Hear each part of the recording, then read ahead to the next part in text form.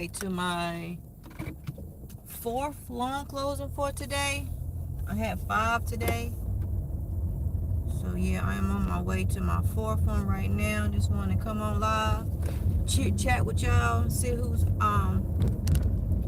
what y'all got going on, who's close by. Like I said, it might kick off in a minute, but just bear with me, y'all. I gotta cut this air on so this phone won't overheat. It's kind of warm here in North Carolina today, but I'm thankful that it is warm today.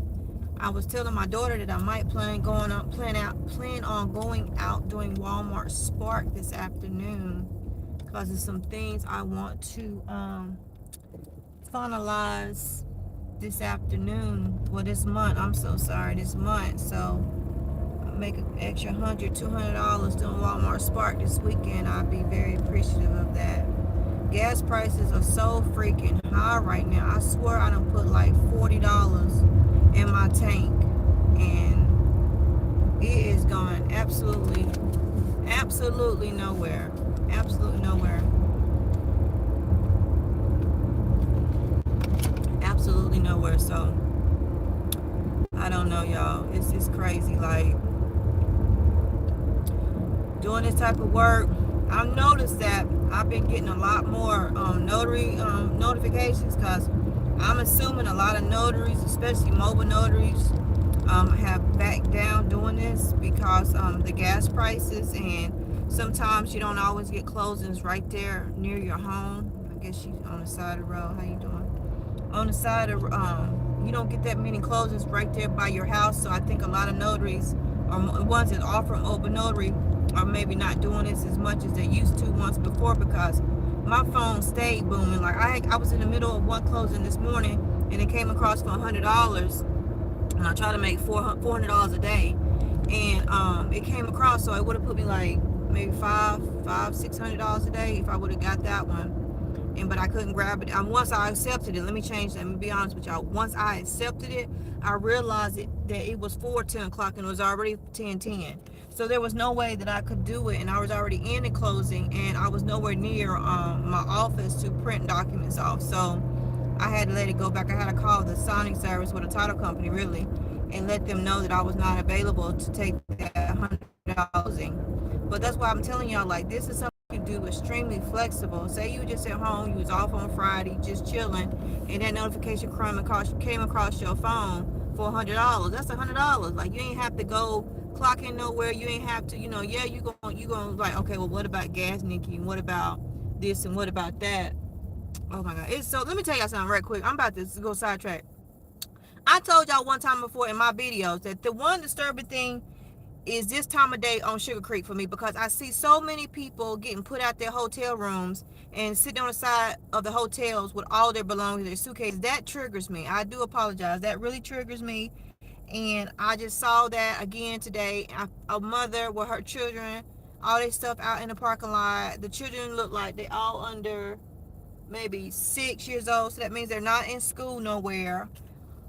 And it just bothers me. I know people's situations, sometimes we put ourselves in these situations, but it just like, that stuff bothers me. Like when I used to do Uber, a lot of times when I used to do Uber and Lyft and stuff, and mothers would try to, I get a ride and they wouldn't have a car seat or a booster seat. You know what I'm saying? I know I should not have done it.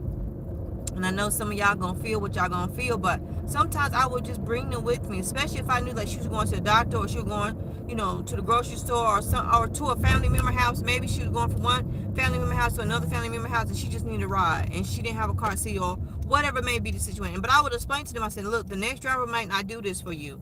You know what I'm saying? I know I just went left field on that, but I just saw that family, and this is the so saddest thing about when I go on Sugar Creek. Like, I see this all the freaking time between 11 and 12.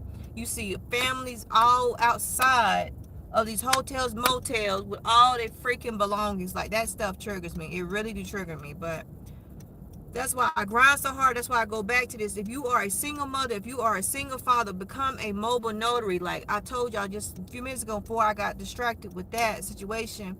And there's nothing I could do for them, because they used to give people vouchers for a certain amount of time when COVID happened, and I don't know if people messed that up, but it's just hard to get help. for the ones who really need help and the ones that take advantage of it. Don't want to get a job. I understand.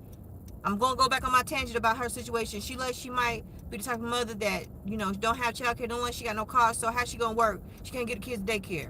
There's a lot of daycares in Charlotte don't provide pickup. Like, I was able to get a home daycare that provided pickups because I didn't have a car at the time. So she could pick my kids up right before I went to work, and I get on the bus and go to work. But a lot of daycares don't do that. It's your responsibility to pay. It's your responsibility to get them there. It's your responsibility to pick them up in the evening. You know what I'm saying? Yeah, that is a service. That's a business for somebody. If that's your passion, if that's your call in life, you know what I'm saying? There you go. There go a job. A multi-million, billion, trillion-dollar business is a daycare. You can open up multiple daycares and start providing transportation and you to work. Even if you can find grants that'll pay you to compensate you to pick up these children for these mothers, you know what I'm saying? I'm pretty sure these mothers have to get on some type of work program where they going out looking for employment or going to the Goodwill trying to get skills, you know what I'm saying, work on their resumes, blase, but that's something to think about. Like, you see opportunities like this and you want to say, okay, well, how can I help and be profitable or make, how can I help someone and yet, make money doing it, like, in a positive way, you know what I'm saying? So I'm always scanning for stuff, opportunities, like, for real. That's just how my brain freaking works. But I did see this place, this guy on TikTok was talking about this place in Charlotte where a lot of business owners meet at, and I am going to try to make it. I put it on my calendar that make sure I don't forget, because I get so sidetracked with all this other stuff I got going on. And just a soft place or a safe place, I ain't gonna say soft, a safe place for business owners to go and fellowship with other business owners. You know what I'm saying? Sometimes you go to these conferences or workshops and it's cliquish. You know what I'm saying? These people only talk to these people, or these people try to make themselves bigger than the other person, and you just don't feel welcome. You don't feel like you fit in. But you got to realize you fit in the room. If you made it through the door, you matter. You fit in that room. So anyway, I was just saying that because in case anyone's going through something today, it's Friday. Maybe your family members not supporting that business. I'm telling you about mobile notary. Maybe